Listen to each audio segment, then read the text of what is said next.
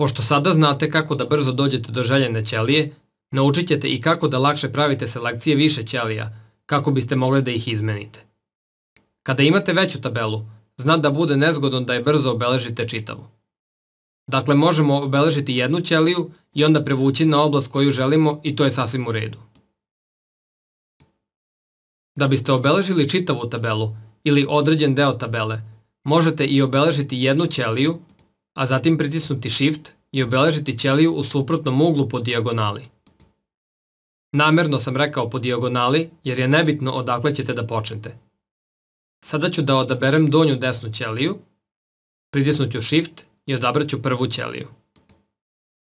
Još jedan način da napravite željenu selekciju je da odaberete na primjer ćeliju B7, a da u polju za naziv ćelije unesete naziv ćelije do koje želite da napravite selekciju, na primjer G31, i da pritisnete Shift i Enter. Ovo je verovatno najbrži način ukoliko želite da obeležite jako veliku oblast. Nekada će biti potrebno da obeležite samo određene kolone ili redove, ili možda samo određene ćelije. U ovom slučaju ćemo koristiti Ctrl plus levi klik, kako bismo obeležili željene ćelije. Na primjer, ovaj red, ovu ćeliju i tako dalje.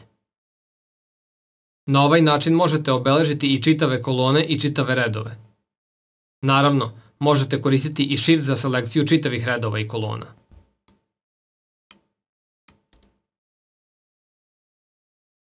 Obeležit ćemo 7. red, zatim ćemo pritisnuti Shift i obeležit ćemo 11. red. Kada obeležite jednu ćeliju i želite brzo da obeležite kolonu u kojoj se ta ćelija nalazi, potrebno je da pritisnete Ctrl i Space na vašoj tastaturi. Da biste odabrali red u kojem se ta ćelija nalazi, potrebno je da pritisnete Shift i Space. Sada, šta ako želite da obeležite čitavu tabelu u kojoj se obeležena ćelija nalazi? Ova prečista će vam verovatno biti često potrebna, a sve što je potrebno je da pritisnete Ctrl A. Ukoliko ponovo pritisnete Ctrl A, odabrat ćete i zaglavlja kolona, a ukoliko to uradite još jednom, odabrat ćete čitav radni list. Ako ipak izaberete praznu ćeliju koja se nalazi izvan tabele, da biste obeležili čitav radni list, potrebno je da pritisnete Ctrl A samo jednom. Pokazat ću vam još jedan način da odaberete određene ćelije na radnom listu.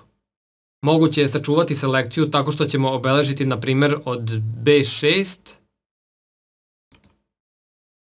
do F13.